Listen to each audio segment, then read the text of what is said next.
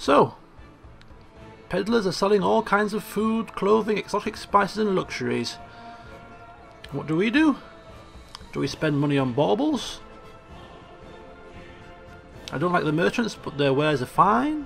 Fairs are fun for all. I think fairs should be banned. Well,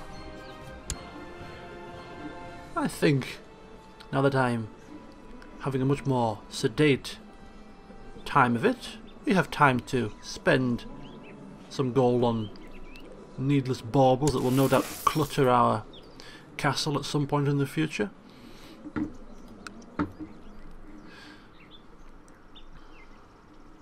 appears that they are throwing their men against the walls in an assault, which I think is pretty wasteful, although technically speaking, to capture enough land to make this success, they're going to have to move at a decent pace because England have a fair few lands. So to increase this war score, oh my god, what's happening now? We've lost a steward? Was killed by a mob of angry peasants angry peasants when trying to collect extra taxes. How awful! But we mourn your loss. We mourn your loss. However, we shall be replacing you very swiftly because we can't afford to mourn for too long. So we're going to go for males that are not in prison, that are not rulers, and that are my religion. And we're going to sort by stewardship, and we're going to see if we can get a decent steward to our court. Oh, look at that, just straight away there. A steward with 26 stewardship. And considering stewardship is our weakest area of our rulership, I think that is an absolute capture indeed. Where is he? There he is. Get him in, collect some taxes, and off we go. Some of his entourage come along. He is, I believe he might have been Orthodox. Let's just have a look here. Yeah, so we might have to convert him to our religion. I'm sure he wouldn't mind. No.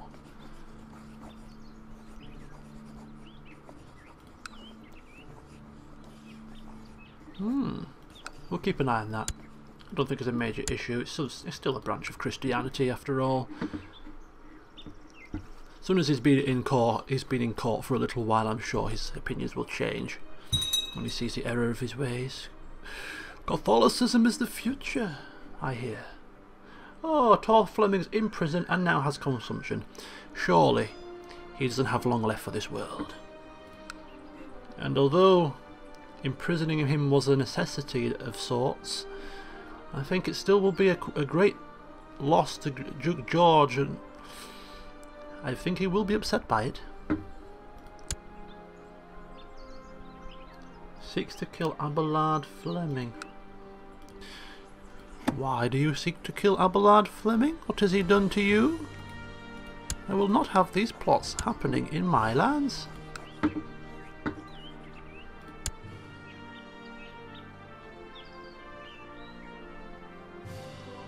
Boris Brukovich seeks to kill Vyacheslav Olegovich. Well, who is he?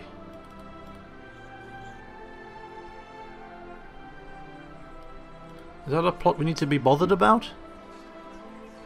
Oh, my steward! Oh, hell, fire and brimstone! Why do you seek to kill my steward? It's probably a family feud of some sort, which is a pain in the backside, but we have to live with it. Right, summer fair. We could have a summer fair that start increasing vassal opinions. I think a feast would be best. We're going to go for a feast as soon as it's available to us. More people contracting consumption.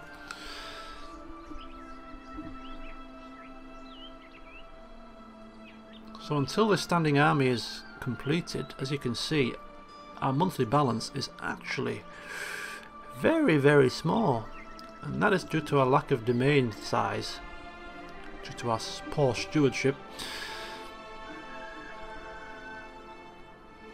But we got to live with it. Till our future ruler comes into power, we got to live with it. Duke George I of Normandy, 57. If we look to the feature here, search all characters, just take a quick look at who the oldest person in the in the world is right now. 87. Chancellor of Whirl. So we'll see how long Duke George goes for.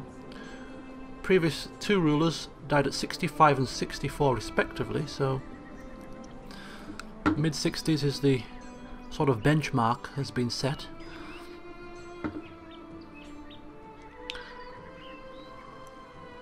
%37% in favour of the Lower Crown Authority faction, but they have taken a massive hit to their troop numbers by assaulting Leicester. Now having to siege it out instead. They still have decent troops spread across England's land, so they still have the ball in their court. My court chaplain is working wonders. Look at that. Bishop of Redon, where's that?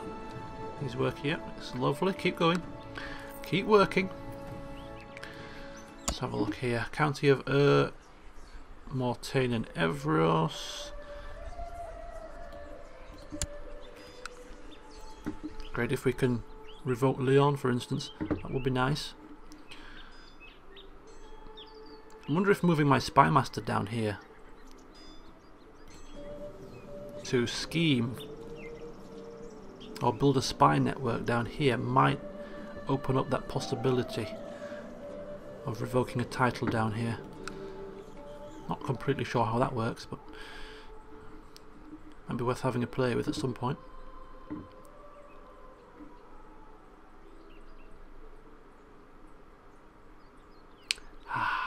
Relative tranquility has been reached.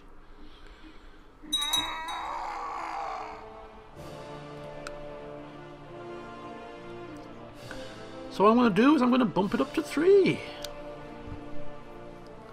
And we're just going to go with the flow, as I say. We're just going to see how things pan out, see if anything needs our immediate attention. The King's forces once again rally, and they may be able to repel now. They just... It seems as if the faction to Lower Crown Authority might have just lost a bit of steam here, not having the resources at their disposal that the King does. And this is another time that the King shows his resilience. He showed it the first time against Sibylla's faction to impose a new ruler, and now again Lower Crown Authority gains some steam, but then the King continues to not give up and then swoosh, swings it around. Earl Ranulph of Gwent seeks to fabricate a claim on the Duchy of Deheubarth. Goodness gracious. I should start lopping people's heads off of these plots. I should be sending a message that they should, that people in the future should think twice before fabricating any sort of a claim against any of my lands, because you have something to fear. But as it stands, we're just politely asking them to end their silly little plots. And that's usually enough to sort out the issue.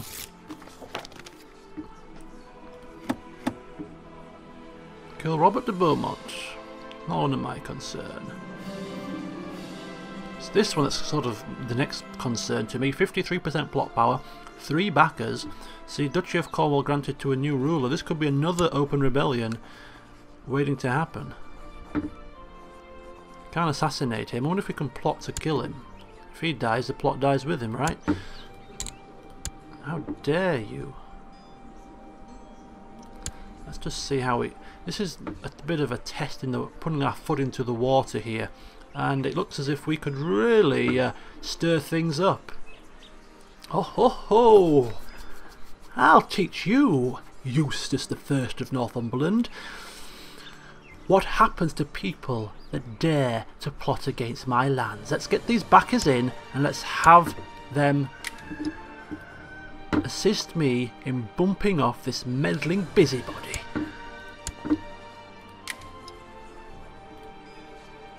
Mayor of Hartlepool.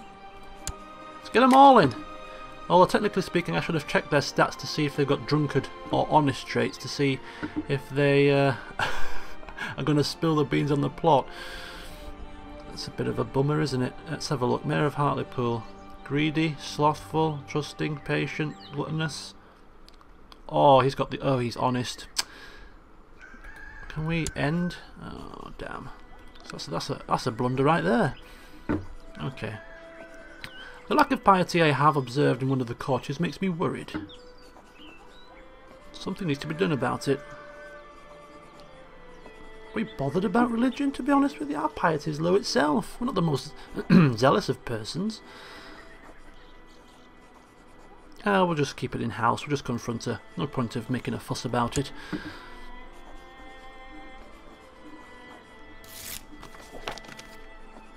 I refuse to back your foolish plot. Oh. An intriguing scheme. An intriguing scheme as well. Well, well, well.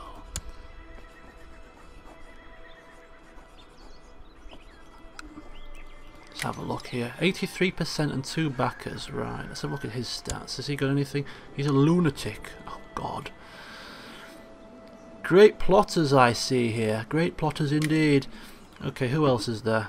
Oh, we seem to have run out of plotters here. Just pretty swells, pretty quick. 1 minute we were looking good, next minute not so good. Right, let's have a look if we can... Oh, she's honest as well. Not ideal. But we have no choice. Alright. So the plot power is 93%. 3 backers, 2 of them honest, 1 of them a lunatic. The Earl of Terrierdale is not happy backing the plot. Let's have a look at his opinion of us. 27, maybe if we give him... We can't even give him a gift. He's not going to come. He's not going to come at all.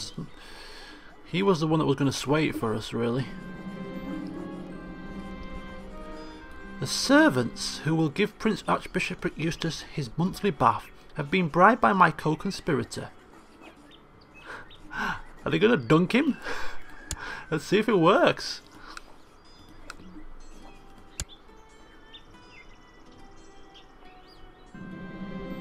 Uh-oh, the peasants have revolted in Glamorgan. Why can we never have a time of peace? Why does something always have to happen? Oh, yes! Goodbye, Eustace. Thank you for gracing us with your miserable presence. Huh? I thought it said it was successful. Have I misread it?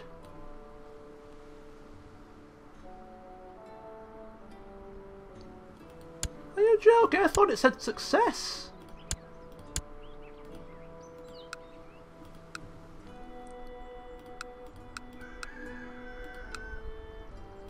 Did I misread it? I don't think so. I think it was a one of those double messages. Look, Northumberland. The Prince Archbishopric of Northumberland is now under new control. Who was your father? Oh, it's a Prince Archbishopric. It's doesn't inherit like that. Is it investiture? Yeah, it's investiture. Okay, if we go to the history books then, let's have a look here. Prince Archbishopric of Northumberland. Let's go to the history books. Where was the Eustace? There he is. How did he die? Comatose in bed. Maybe he just died naturally.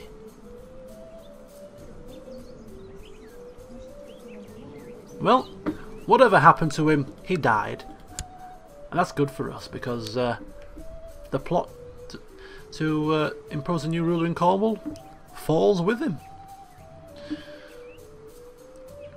Now the king is getting the war score swinging back towards his direction. What are we going to do with this rebellion here? Are we going to put it down? Are we going to sit here gawking? Are we going to take our standing army across and put it to good use? Choices, choices. Right, personal levies, 800 and odd. Combine that with some levies of nearby areas, and we should have enough to defend against this little problem that has risen up.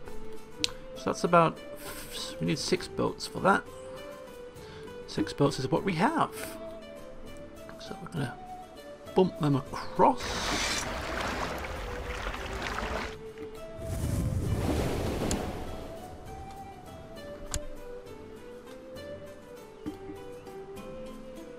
I'm going to bump them into, oh yes, we're going to bump them into there, excuse me. Okay. Some more ships in Cornwall. 4 ships. Put them in there. Merge them up there. Alright. Uh-oh.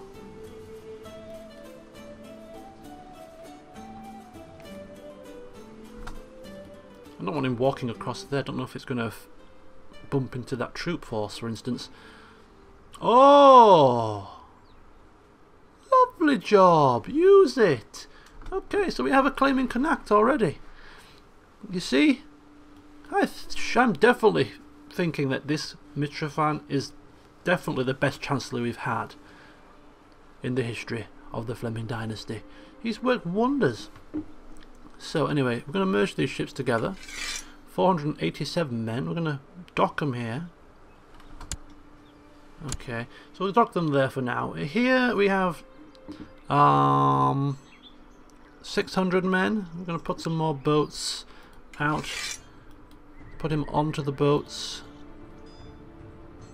600 men. I'm going to have him also dock here. So between them, we should have enough men to see off this rebellion pretty swiftly. And once we can leave the standing army continuing to replenish its troops. There's no need to get them involved here. Right, 1300. If we merge them together and put some decent commanders on the flanks and such, we should be able to put down the rebellion. Should we not? It's going to be pretty close. We could raise the troops from here once the battle starts to give us a extra boost in the battlefield once they start going to war. Right, raise some more troops, there we go. He gets a bonus for some reason. Ah, here we go, here we go. Sibylla has died, my wife, so what I'm looking for now is, did her weak claim on the Kingdom of England pass down to our next in line to the throne, Earl Bohemond? Shall we take a look? Yes, it did. So, if he comes to power, we have a chance to claim England if the situation is right. Speaking of weak claims on the throne of England, for some bizarre reason, Ormond, or Henry rather, of Ormond, who is my cousin, he also has a weak claim on the Kingdom of England, and I don't know how he's got this. I'm sure we could go into the dynasty tree and figure out some rather convoluted manner in which he's ended up with a claim on England, but he does have one, which is kind of interesting. The Flemings are coming closer to the throne of England. We've got somebody with a weak claim here. We have our next in line with a weak claim. Even a Fleming female is actually the Queen of England, married to King Adam. So yeah, we're definitely taking steps in the right direction. Cornwall itself will soon become de jure part of England in 22 years' time, which might start helping us when it comes to fabricating a claim on the Kingdom of England. And due to the fact that Duke George utterly loved his wife, you could almost argue that he would never remarry. However, at age 58 his mind is all in a tither, and he could really use some assistance in handling the day-to-day running of his empire. So what we're going to do is we are going to marry a woman with high stewardship. I do not care what she looks like. I do not care if what stats she's got. And if we look at this, Eugenia, a courtier in Savoy. Yes, bit of a prestige issue marrying a mere courtier. But the massive boost we get to our stewardship skill, she's Midas touched, she's a genius. Bring her along. When can we sign? So we're going to marry purely for assistance here. Right, we're going to now disband the troops. There we go.